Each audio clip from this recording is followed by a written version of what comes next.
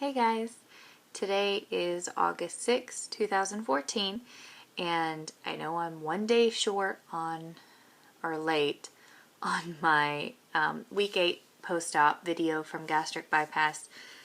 Just was not feeling like doing an update yesterday. I don't know what the deal was, so I figured rather than make a video that I wasn't happy with, I would wait another day. So I think I'm ready to make one. I think.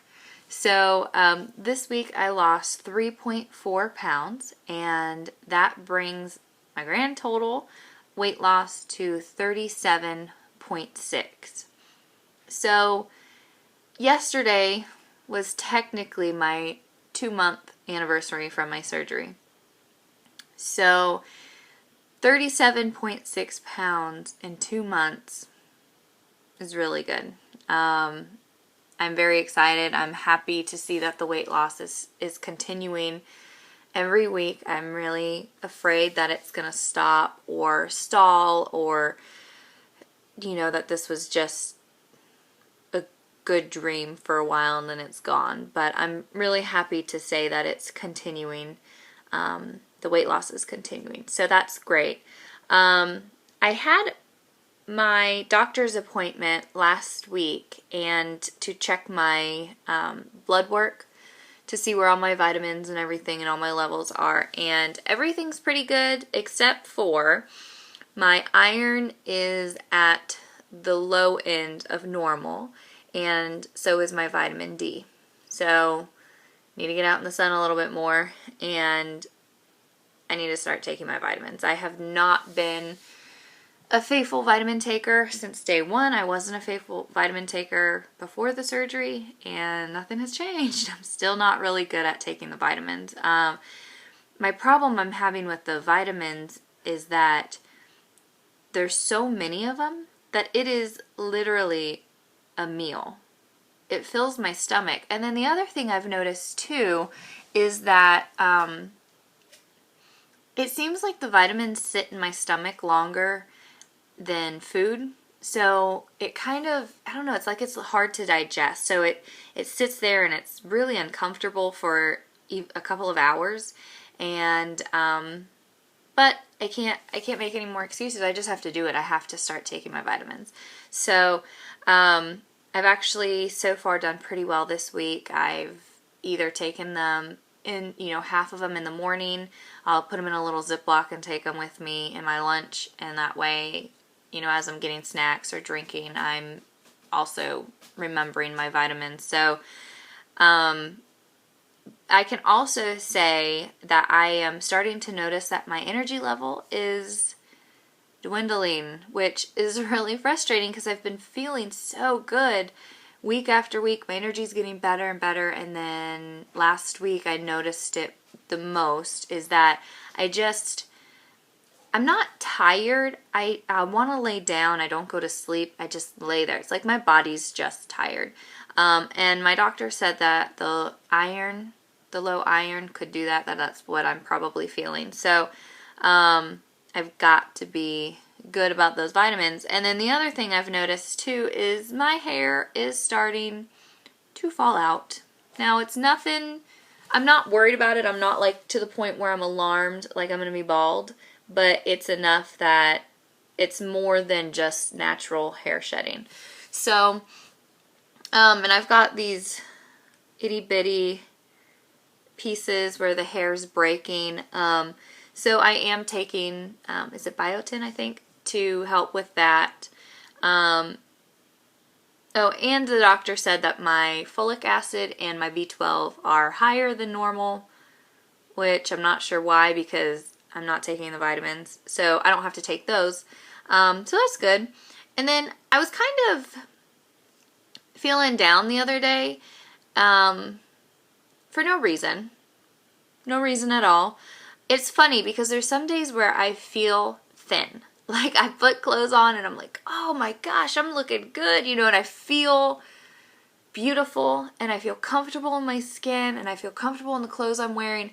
And then the next day, I can feel like I've lost no weight. And it's just a mental game. and it's one of those weird things. But I don't even know where I got this from, but it was something I listened to, and the advice was, and it was in the context of somebody was trying to walk up this mountain thing. And the person that was working with them said, keep your head down. And I was like, why is he telling this person who's trying to get up this mountain to keep their head down?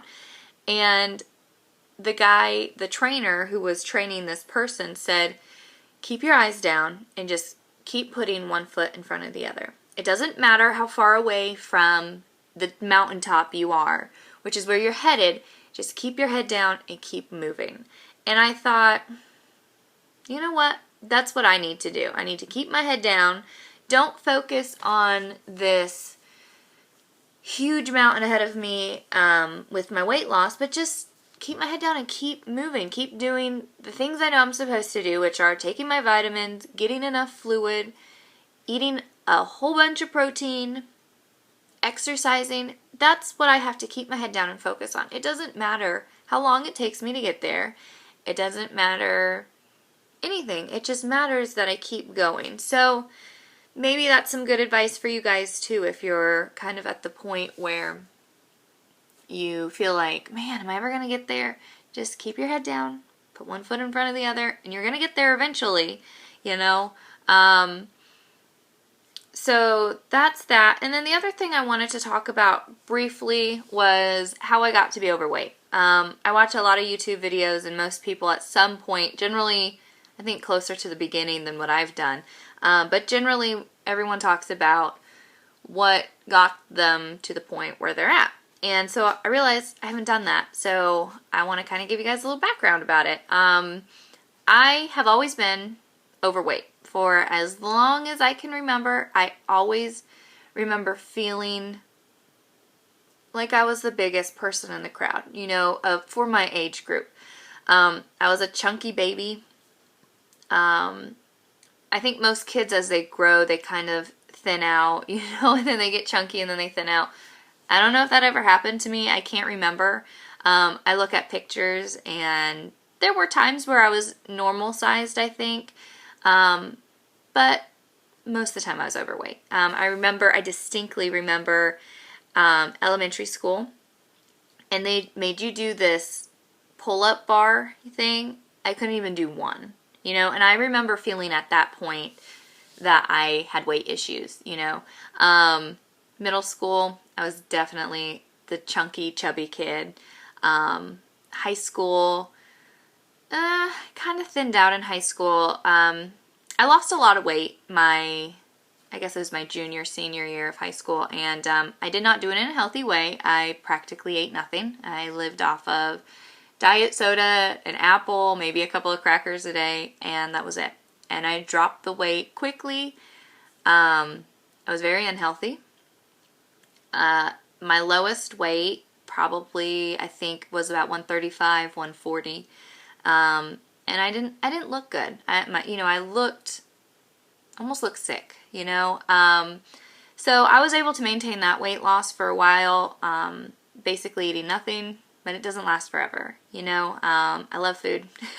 So it started creeping up in college, towards the end of college. And then I remember I lost 30 pounds when I got married, before my wedding. And I know when I got married, I was about 160. So 160, I looked normal. I mean, I'm still a big girl, so it wasn't like I didn't look too thin. I didn't look huge. I guess I was just normal.